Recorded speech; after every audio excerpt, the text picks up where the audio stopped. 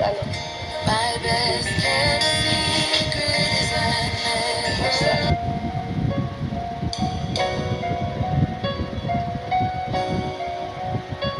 Okay lang. Ito, hindi, kaya po. Sige. Ito, papagaling. Bumisita ka. Buka. Sige ka na po. Kala ko, Joy, ano eh. Hindi ka na babalik. Pasensya kasi yung natagalan ako. Medyo busy kasi sa school eh. Okay lang. Ang malaga, nandito ka. Nakabisita ka ulit. Pakiramdam ko tuloy meron ako, private nurse. Ayan mo, pag free ulit ako, bibisitahin kita para ma-check kung kumusta ka. Palagi naman akong okay.